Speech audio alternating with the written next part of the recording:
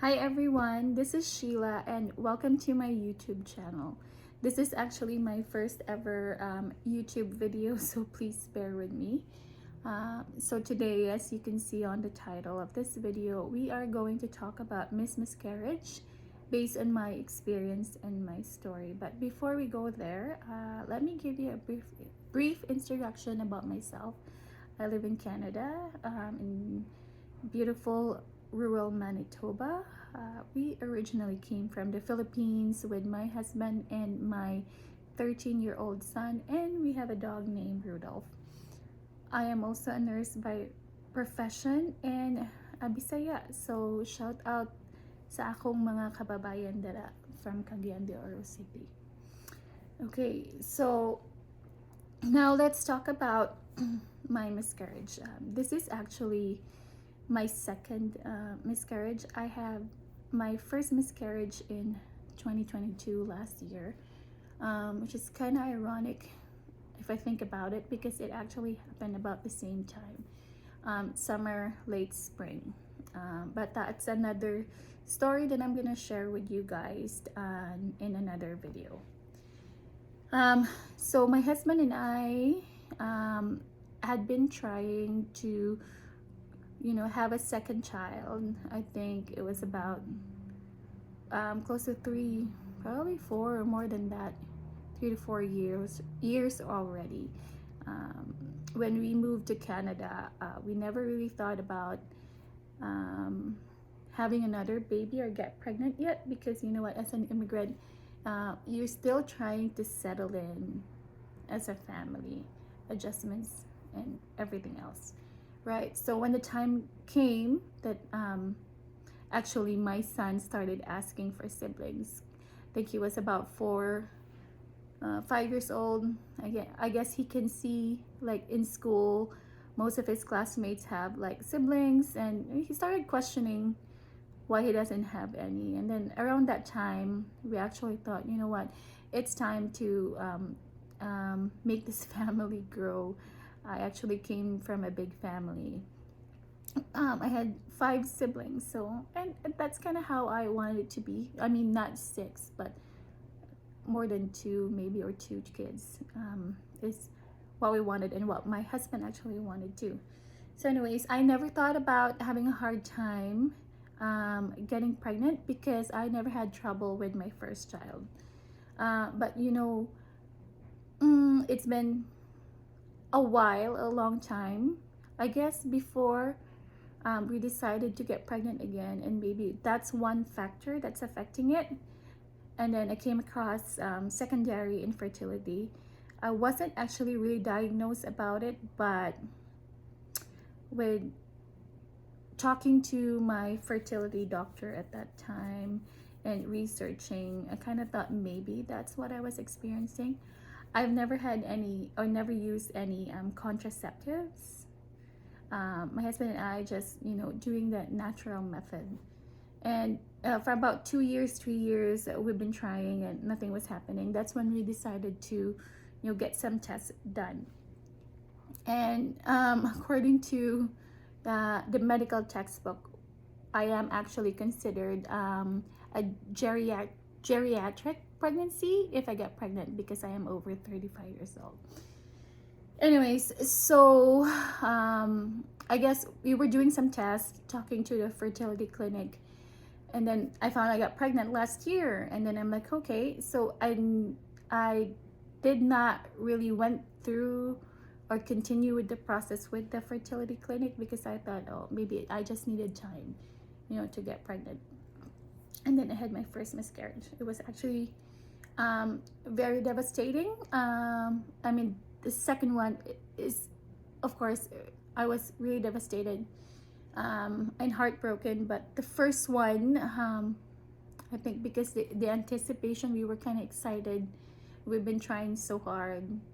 I was only less than 8 weeks when I announced that we're pregnant, and everybody was just so happy about it. I never thought that I would actually have a miscarriage.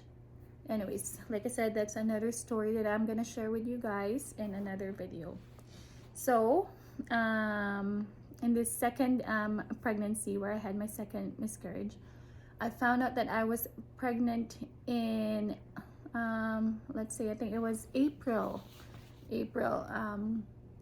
I was using this app. I was actually using the Avaya app to, you know, tally and follow through my ovulation period and all those stuff. And then I was delayed for a little bit. I have an irregular period, although it comes every month, but sometimes my cycle would be 28 to 35 days. So I thought, I'm like, you know what, maybe I'm pregnant. So I did a pregnancy test kit at home.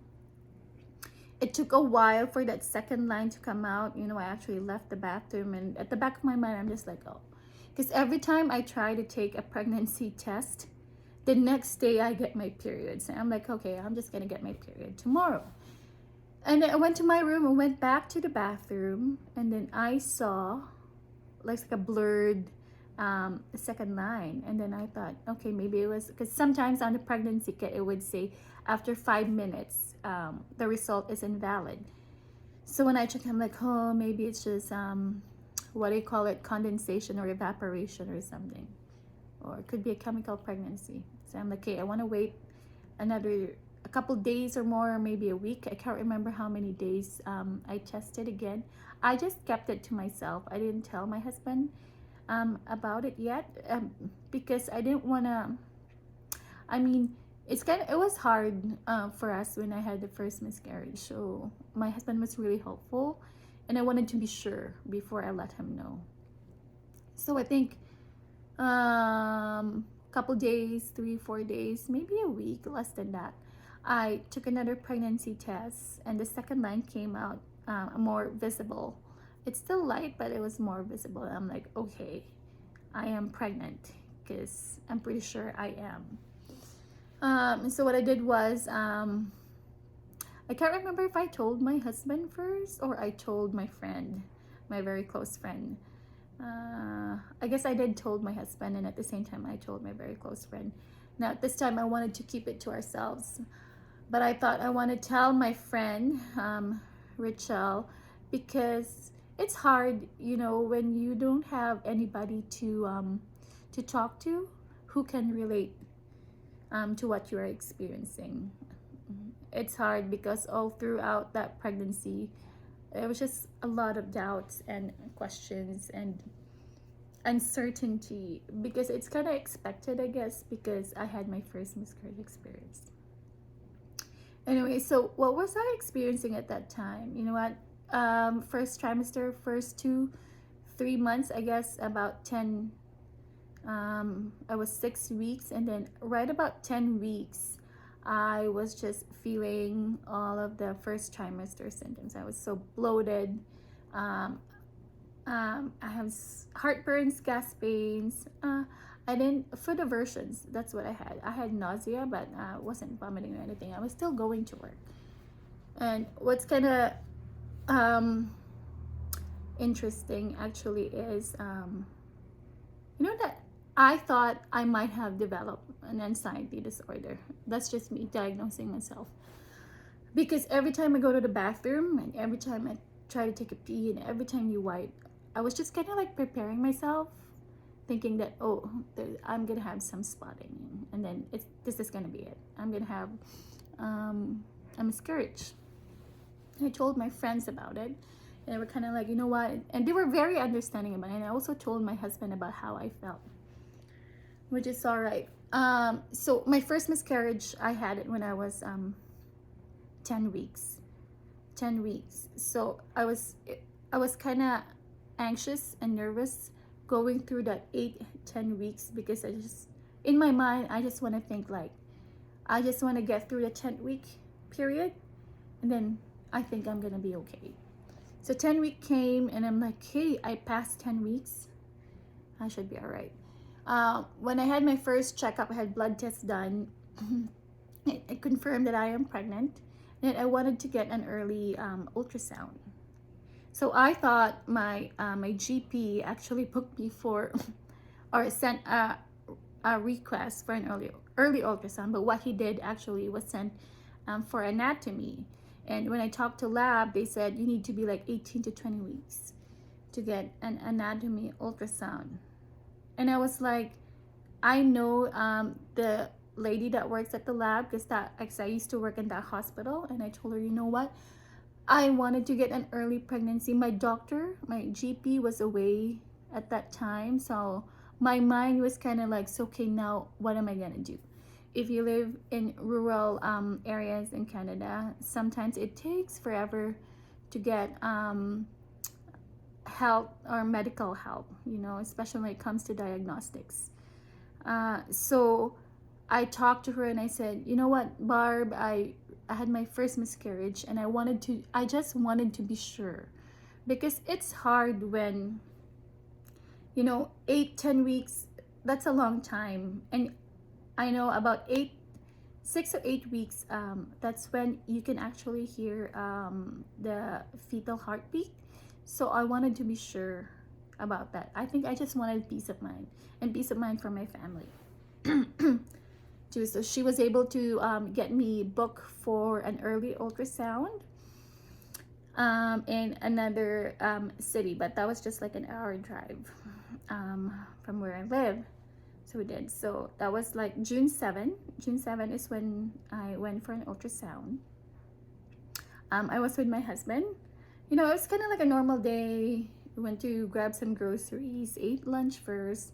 We were kind of early, and you know, you need to have a full bladder when you go for ultrasound. And my bladder was just filling in really, really quick, and I had to like wait. And I feel like we were in the parking lot because we were too early to get in the clinic. So I thought, let's just sit in the parking lot for a little bit. And I was just like, my bladder is about to explode. I don't think I can walk. So we went to the clinic. I was sitting there. It was my first time in that ultrasound clinic actually, and there's a couple pregnant ladies. I was feeling okay, although at the back of my mind I was thinking like, you know what, not expect for the worst, but don't expect too much. I was talking to myself, and I was trying to tell my husband, not directly, but I think he knows. So we got called in, and the tech asked me a bunch of questions, and then asked me to lay down on the bed, and I did. And it was all right. And then as soon as she put the Doppler in my lower abdomen, I didn't hear anything. It was just a quick swipe, but I've used a Doppler before, not when I was pregnant, but when I was working at the hospital. I've seen and I know how it works. So I'm like, okay. And then she's like, she didn't say anything. She said, I'm gonna do an internal ultrasound, which is the transvaginal ultrasound, you know, where they stick in the camera inside. So she did, and then she was kind of like looking around, and I have a tilted uterus. That is something kind of normal, but it doesn't affect your pregnancy or the development of the embryo or the fetus in your uterus. I think tilted uterus happens due to my prior pregnancy when I had my first child. So she was like, okay, your uterus it's just kind of tilted, so I'm just gonna take a couple pictures. It didn't take long before she took before she took the first picture. I can tell right away that there was no heartbeat. And you know, I just started, my eyes were shaking.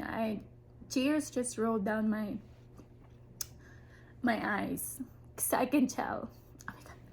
I'm gonna try not to be emotional. It's been a while. It has been what, 3 weeks now since I had the miscarriage, but I was doing okay. But you know, I talk to my family and friends about it without crying. So anyways, I'm gonna try to get through this video, okay? So yeah, right away I know there was no heartbeat, and I just started crying. My husband was like sitting beside me.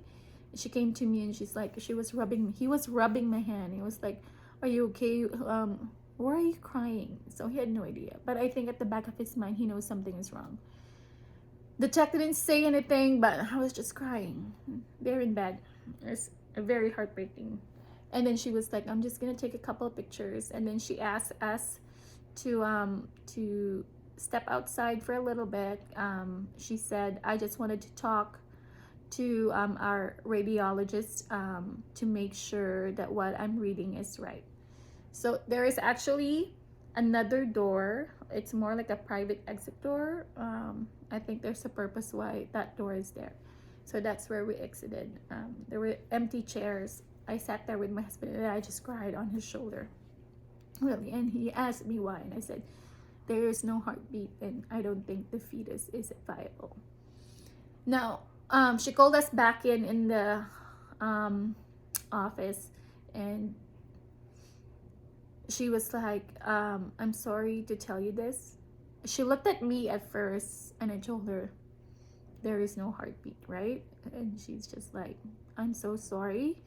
And that's what she said. The ultrasound read that the baby stopped growing at, or the fetus or the embryo stopped growing at 8 weeks.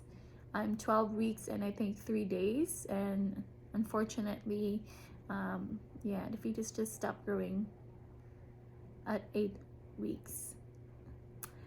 And so yeah, that's what happened. And then she said she was gonna fax the result to my GP, and then my GP can get a hold of me. Okay. So we went home, was just devastated, crying, quiet. I wanted my husband to cry because I was more worried about him, I think, that time. An hour drive back to home was very, very long. So yeah, went home. I don't know how I was feeling. I was just devastated and tried. And I think it wasn't sinking in at that time because I wasn't experiencing any miscarriage symptoms, which is kind of different with my first one. Because my first one, that was kind of unexpected because I was just at work and then I had spotting, and then that's when the bleeding started. This was a Wednesday when I went for my ultrasound, and I was okay. So my husband and I had a conversation. I think I know deep inside that that's it. That was the end of it. But my husband wanted to get a second opinion. And then when we talk about it, I'm like, yeah, sure. It wouldn't hurt because I wanted to be sure before I decide to go through the miscarriage. Either I go wait for a DNC or I take a pill. But I wanted to talk to my GP first, or hopefully to an OBGYN. Because at that point, I wasn't referred back yet to my OBGYN. So next day, Thursday, I phoned the clinic right away and I said, I need to talk to my GP. Did you get the ultrasound result? And then I talked to my doctor, and he said, we're gonna do another blood work we're gonna check your HCG level. So if my HCG level dropped down, that means the pregnancy is not going through anymore. So I went to the clinic, went to the lab, got my blood collected, and you know what's the most frustrating part? Is the waiting part. It just takes forever to get the results. It took 1 day for them to get the results back. And then I think that was a Thursday. Friday, my GP was on call, but unfortunately, he didn't get the results back yet. So come Saturday, Friday, I was like, you know what, I'm still okay, but I don't know what I'm feeling. I just feel like I feel empty inside because I know there's no heartbeat, and it's kind of heartbreaking because the entire process is heartbreaking, but you know that feeling when you know that you have a dead fetus inside of you. It's just, I don't know. I feel like if that fetus is dead, that baby is gone, I just want to get rid of the baby and get rid out of it from my body. That's how I felt. I couldn't tell my husband about it because I think he was still clinging on hope because I wasn't experiencing any miscarriage yet. And it comes Saturday, I think I started to feel like cramping. It wasn't actually like, probably it was like cramp, but I haven't experienced it before. It's more like a pressure in my belly, a very mild pressure in my belly. So I'm like, okay, I wasn't bleeding yet, no spotting yet. I'm like, maybe this is not it yet. And then that was Saturday night. No, Saturday is when I started. Saturday night I started having spotting, and then Sunday came and the cramping and the pressure just became really intense. And then right away I know this is it. I'm gonna have a miscarriage, and because I can feel the pressure right at the back, lower back, lower abdomen. I was starting to get headaches, and I'm like, you know what?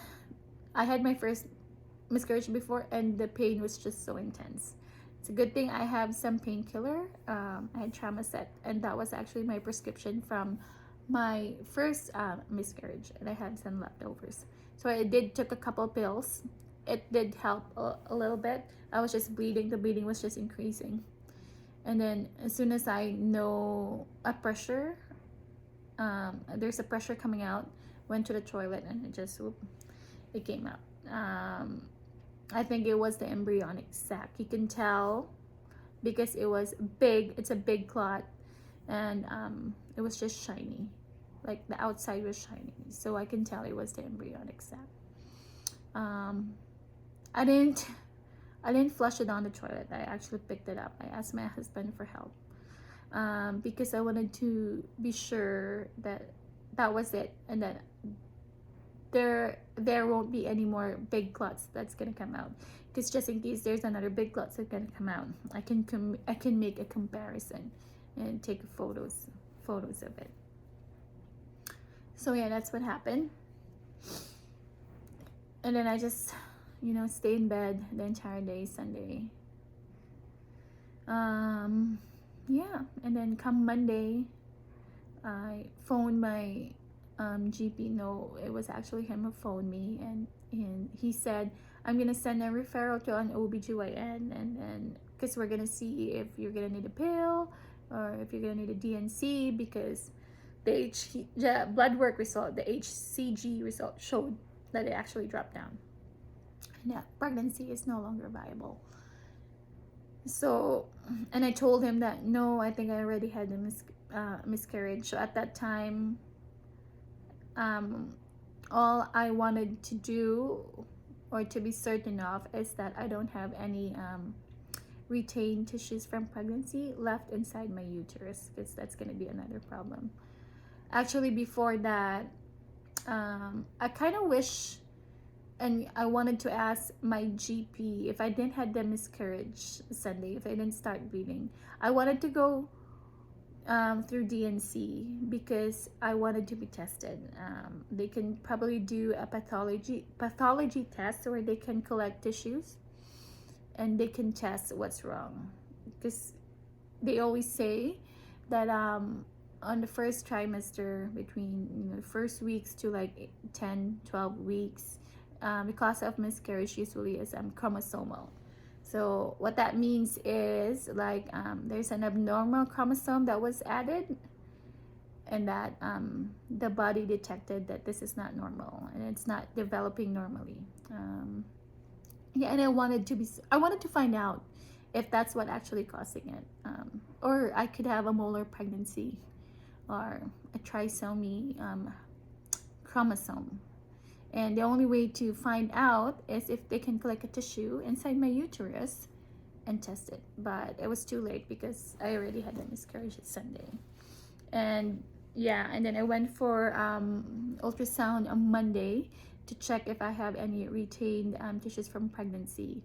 And the check said there's only a little bit left.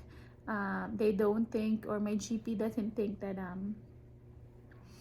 I need to go for a DNC. But if I'm still bleeding lots and the cramping is more intense, he might end up, or the OBGYN might prescribe misoprostol or cytotic. That's the pill that you take to